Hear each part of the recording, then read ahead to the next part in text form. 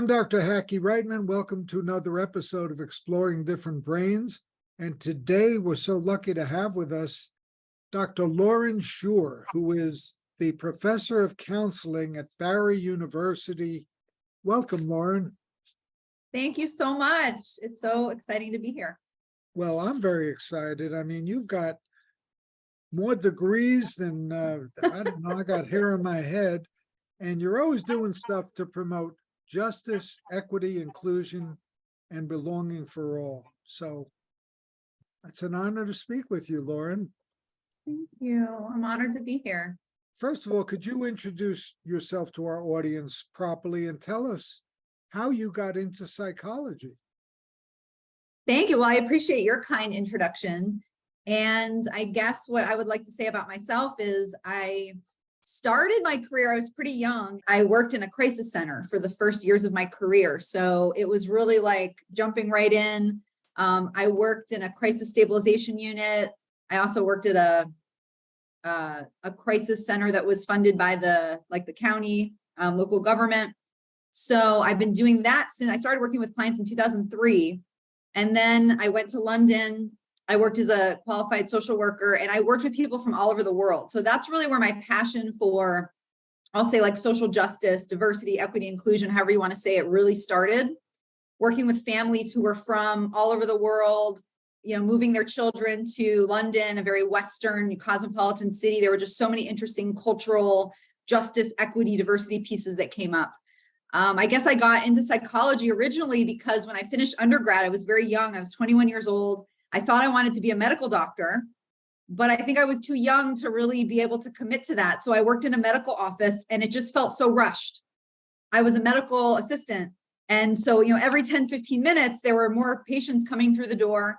And when I was taking the medical histories, I would get so intrigued by people's stories. And I worked for an ear, nose, and throat doctor. So what I started realizing too, at least reflecting back on the intersection between physical and mental health, because so many of these people who are coming in with these like chronic conditions had a lot of psychological issues and challenges. And I got really fascinated and wanted to talk to them. And then when I would get yelled at by the doctors for taking too long, I said, maybe this isn't the field for me. Maybe what I really want to do is work with people. And that's when I applied to become a marriage and family therapist, you know, or I started looking at programs to do that. And that changed really the trajectory of my career completely. Did you find yourself biased at all? Oh, for sure. I mean, I think as human beings, we all have biases. You know, it's hard for me to remember looking back what my biases were exactly, but I think what I can say, you know, at this point in time is I grew up in the South in Florida, but in a very white, predominantly Christian Southern suburb.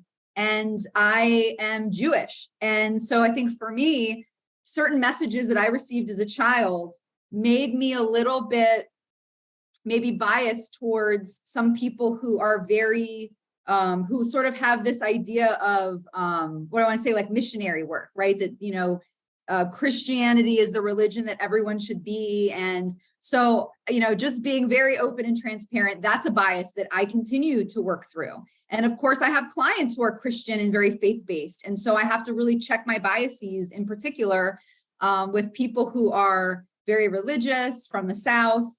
So that's personal and professional work that I do, I would say, on an ongoing basis. So you feel that that's a part of care providers, is their natural biases? Yeah, I think it's just the way the human brain works, right? I mean, we get so much information coming at us at every moment, and the brain is always making decisions about what to pay attention to and what to process based on our prior experiences and other factors too, perhaps, right? Like genetics and different things. So I think, you know, I know with my students, when I'm working with counseling students, we are always talking about biases, and I'll share very openly what I see as my biases in the hopes that they will also not feel shame about it, but also just be very honest with themselves about what their biases are, and then start that process of reflecting and working on, you know, minimizing them. So no shortcuts to get things to change from having biases without working through them. I think so. I think it is. I think it's hard work. And I think that that's part of what we're called to do as service providers, is to do our own. And the thing is, sometimes I'll say it's a blessing and a curse, perhaps, because it requires us to do the work, and it is so personally enriching as well. I mean, the person that I am now after this many years of doing mental health work is so vastly different than the person I was when I began this career. And you like this person a lot better. Yes. Yes, I think I'm a lot more loving. I'm a lot more available to receive love. I'm a lot more curious. I think I've always been a curious person, but a lot more open. And it enriches you, right? When you can just see all of the diversity and differences and among people, among the world, and really appreciate it and take something valuable from anyone and anything. Well, you certainly look on the positive side, because let's look on the flip side of, let's call it stigma. All right. Tell me your thoughts on the stigma involved.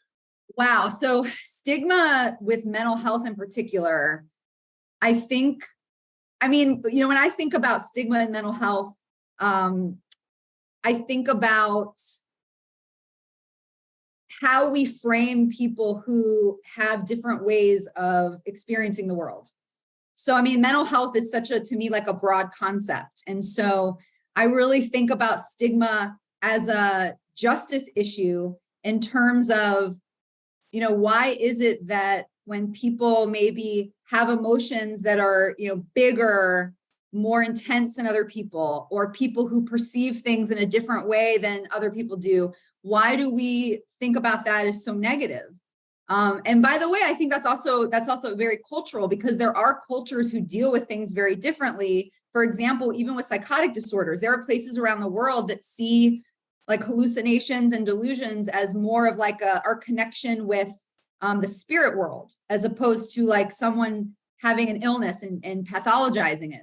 So I think, I don't know exactly where stigma comes from, but when I think about it as like a social justice issue and position it in that context, I just think about this idea that in society, we tend to, people have privilege or disadvantage based on certain identities and certain ways of being. And when people maybe don't fit into a society, like, for example, our society is very capitalist. We tend to be valued largely on what we produce and what we do and how much money we can make even. And so when people have maybe any kind of disability and they need accommodations, or they have other things in their life that are prioritized, I tend to think sometimes the stigma comes from that they don't necessarily go with the flow, so to speak, of the dominant culture, and that can be stigmatizing. But I think we lose a lot when we do that, because even recently I became aware of, I think on social media, someone was talking about, and I don't even know what you call them, but like on ramps, they have like the little like gratings, so that maybe someone who's blind or in a wheelchair. Thank you, or in a wheelchair, right? They kind of know where they're going. And this woman on social media was saying, people make these statements, and I think this is where some of the stigma comes from. Why do we have to it's so few people who are blind or who do get around in wheelchairs, so why do we have to accommodate them? But then what actually ended up happening, as she's reporting, is that people with strollers, people carrying, when people are have like loads that they're carrying, this is actually beneficial for like most or many of us. So your question was about stigma. So I think the stigma comes from maybe going against the grain of like the dominant culture, perhaps. But what we miss when we stigmatize mental health are all of the fantastic things that people who maybe can be diagnosed with schizophrenia, bipolar disorder, ADHD, whatever it is, that by understanding their experiences and accommodating their experiences, we can all win. We can all learn things and benefit from that. So that's a segue to I know that you're a big fan of how all of this fits into the broader culture and the role that the culture has on each of the individuals whose brain might be a little bit different. Could you expand on that a little bit? Sure, absolutely. So, one of the things that I teach all my students, like all my students know in every class that they take with me, they'll get what I call like Systems of Oppression 101. So what I like to teach is critical consciousness. This is like, Paulo Freire from Brazil is probably my favorite philosopher of all time. And so I really love this idea of critical consciousness. So this idea that, based on identity, based on life experiences, certain things, especially identity, cultural groups that we belong to, for example, gender, will seek to privilege us, to give us advantage or disadvantage. So in the context of that, ability is a big piece of that. So whether it's a physical disability or a mental health issue that someone has, those things tend to put us like what I'll call below the line of social justice, right? Below that line where maybe people aren't automatically going to help us reach our potential. They're not necessarily going to see us and think that we are going to succeed at everything that we want to do.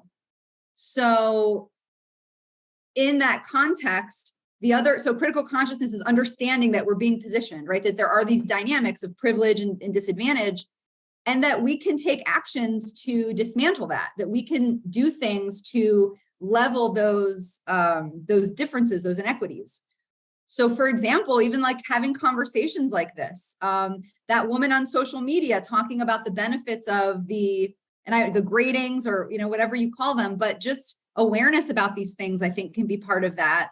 And then also we can teach people. So this is a big part of what I do with my clients and what I'll teach my students is we can also teach people, see if this resonates with them. Like, do you understand that, for example, like hysteria, right, was literally a diagnosis in our diagnostic manual, the DSM, that we use to diagnose mental health disorders until I think like 1980. And a lot of what hysteria was, it was only for women, only a diagnosis that women received. And it was basically looking back, I think a lot of scholars say, hysteria became a diagnosis because women were experiencing oppression, disadvantage in a patriarchal society. And as they spoke out about it, or as they experienced ailments as a function of it, instead of looking at the culture and saying, I wonder why all these women are acting this way, having paralysis and screaming and having these symptoms, they just said, this is a disorder and these women are disordered and they have a problem. So just teaching people about these histories, the history of psychology, for example, and the fact that these dynamics exist can also help people transcend them and realize, this isn't like a me problem. This is a societal issue, a cultural issue, and perhaps they can even feel empowered to do something about it, not just for themselves, but for other people as well. So what are some of the tools that you use, aside from your direct counseling and teaching, that are so important, that are helping change the calculus, that are helping social justice into the mainstream in trying to tackle these problems? Well, definitely my teaching, I would say, is probably the biggest tool that I use. I mean, again, my students all know who I am. They know what I'm about, and that's something they're going to get in the class. Whatever class it is, I'm going to work that in somehow.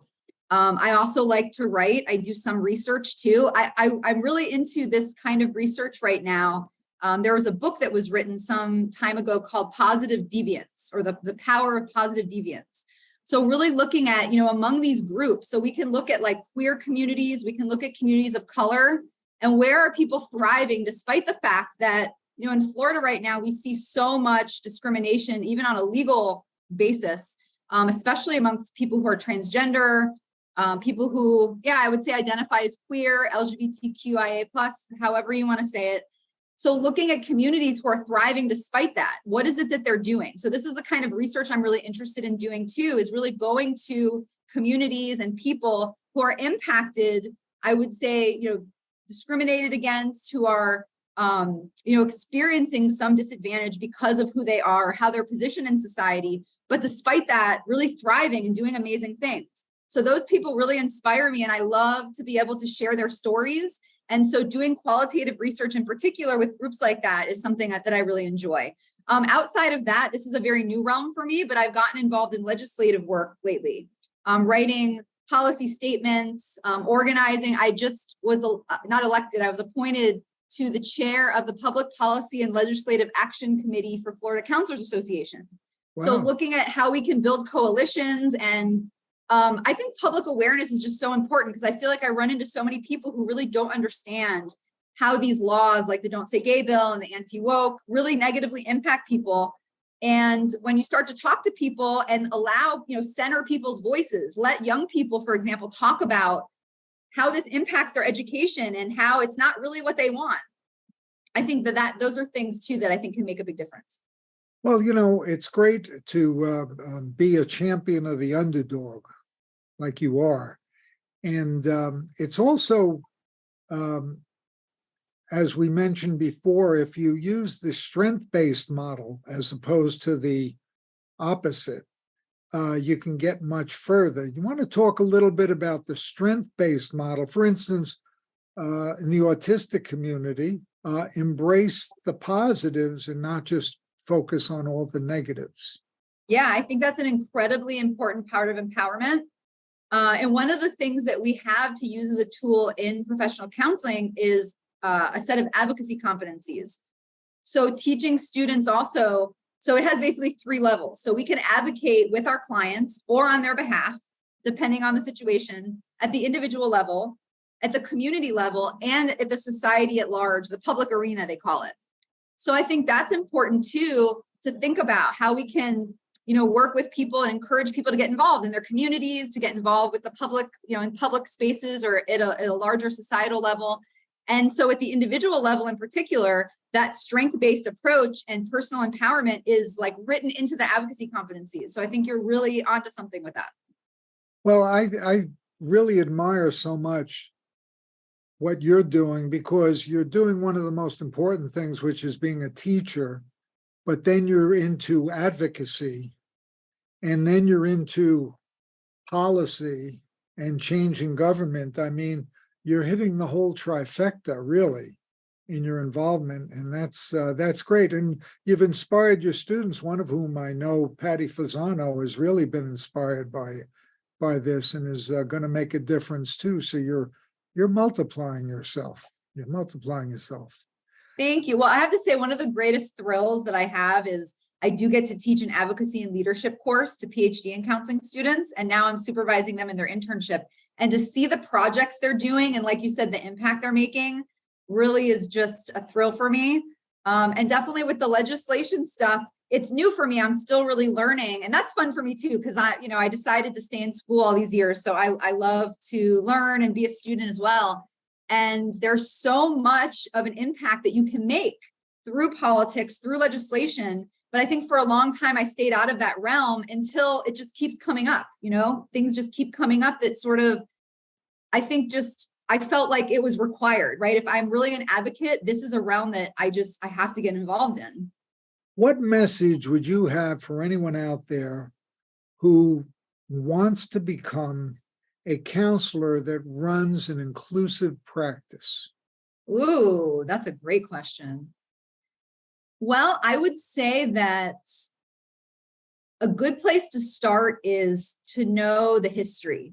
And even this, I feel like, has become so contentious, right? So many of the laws and the politics right now are about, right, who we are as a nation. How do we teach ourselves about who we are and where we came from? But to me, the reality is that the roots of our profession of psychology are limited. And some would say even they were harmful. So, and there's a great book called Even the Rat Was White.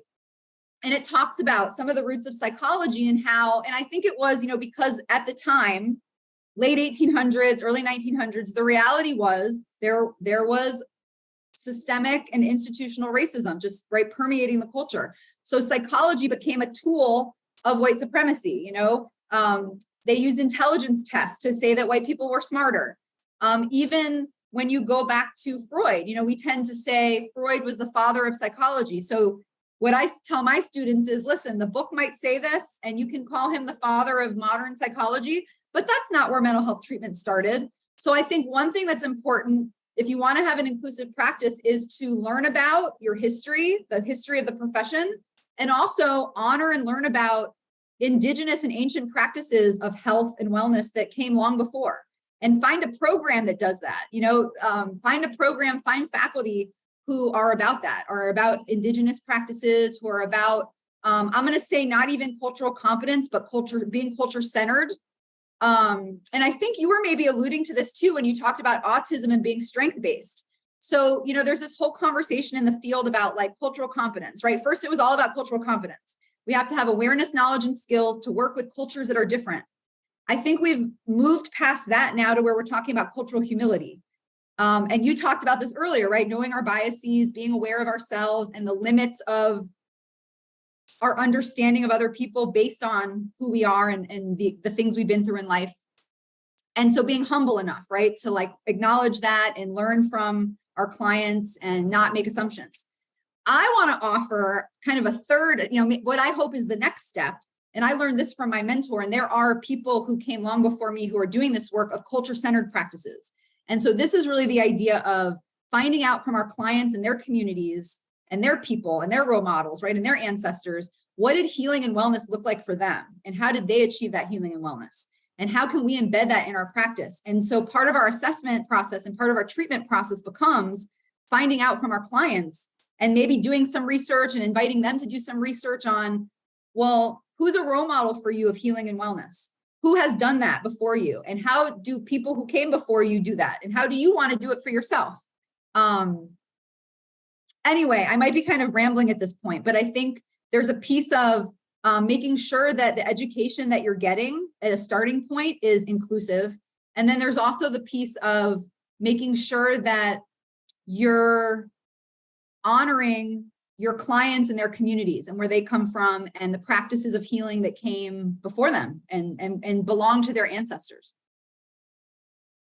What's one thing you would like our audience to remember or to know about social justice and mental health? I think what I would like to offer is that, we can talk about social justice, and I think the conversation of social justice can be divisive, if for no other reason, because we have to talk about our differences, right? We're kind of talking about these dynamics and the differences we have and how that positions us maybe to have advantages or disadvantages. But at the end of the day, I think there are things that we all need as human beings. And, Carl Rogers talked a lot about this, the father of humanistic psychology, and he talked about growth facilitating conditions. And there are certain conditions that human beings seem to thrive under.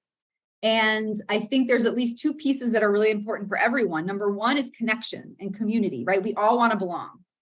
And then the other piece is we all want to figure out who we are, right? We want to have purpose and meaning for ourselves. So I think when I think about mental health and social justice, I'm thinking about maybe just social justice in general, but I can apply this to mental health. How can we create communities, families? How can we be stewards of allowing people to live within growth facilitating conditions? How can we promote community and connection?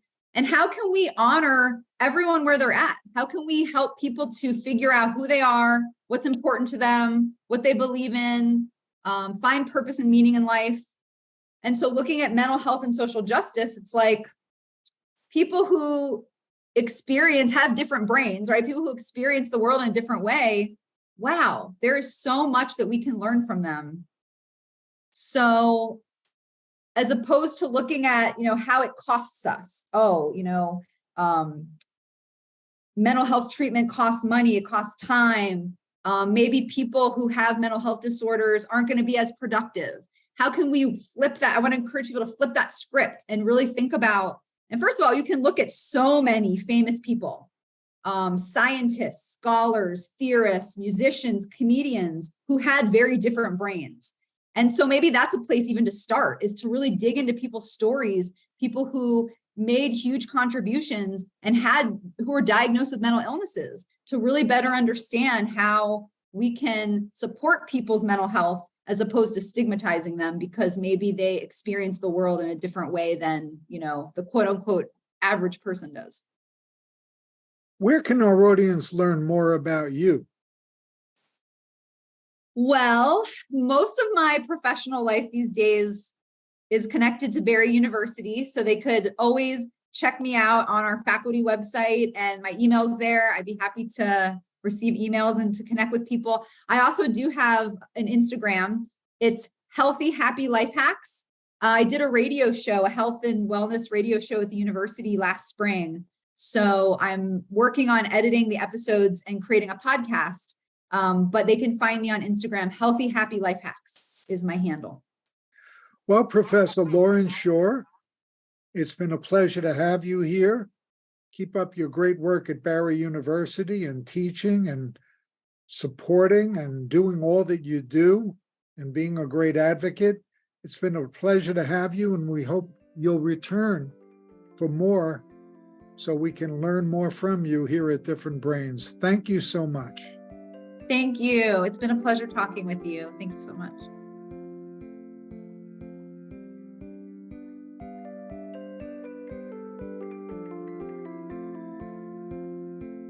Exploring Different Brains is a production of Different Brains.